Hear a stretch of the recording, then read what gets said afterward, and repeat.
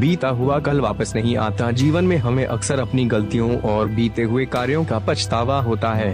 हम खुद को सोचते हैं कि क्या होता अगर हमने वे कार्य नहीं किया होता या उस गलती को सुधार दिया होता। लेकिन क्या आपने कभी यह सोचा है कि बीता हुआ कल वापस लौट कर नहीं आता है? यहाँ हम एक छोटी लेकिन गहराई से सोचने वाली महात्मा बुद्ध की इस कहानी के माध्यम से देखेंगे कि हमें अपनी भूलों को भूलकर आगे बढ़ना चाहिए। महात्मा बुद्ध एक गांव में प्रवचन सुना रहे थे। उन्होंने पास हुए लोगों के समीप अपनी मधुर वाणी से सभी को संबोधित करते हुए बताया कि हर किसी मनुष्य को धरती माँ की तरह सहनशील तथा क्षमाशील होना चाहिए।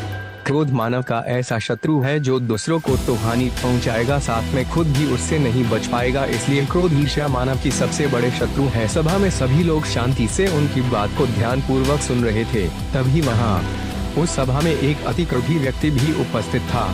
वह पहले तो उनकी बात सुनता रहा, फिर वह अचानक महात्मा जी से क्रोधित होकर बोला। बोलते समय उसका आंखें खून के समान लाल हो रही थी। उसने बोला कि तुम ढोंगी हो, यहाँ बैठकर लोगों को बेवकूफ बना रहे हो। यह जो भी तुम कुछ कह रहे हो ना, इसको सचमुच करना बहुत मुश्किल है, समझे? तुम्हारी इन बातों का कोई नहीं है। यह सब बातें कोई मायने नहीं रखती। असल जिंदगी में कहानी सुनाना बंद करो।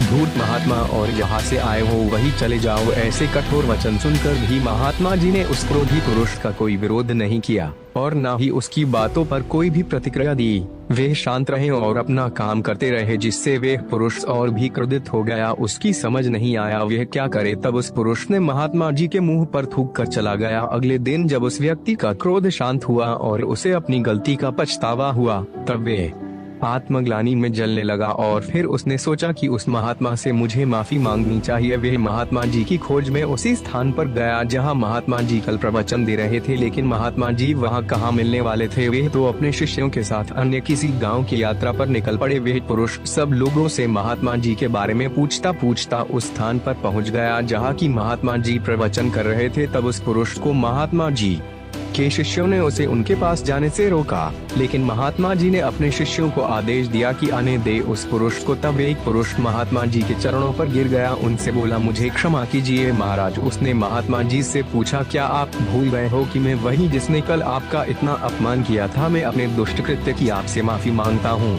तब महात्मा जी ने बड़े शालीनता से उस पुरुष से बोले कि कौन सी बात? तब उस पुरुष ने बड़ी हैरानी से महात्मा जी की और देखा। महात्मा जी बोले कि मैं तो बीती बातें वहीं छोड़ आया, क्योंकि बीता हुआ कल कभी वापस लौट कर नहीं आता। इसलिए बीती हुए बातों की वजह से आज और अपना आने वाला कल नहीं बिगड़ना चाहिए।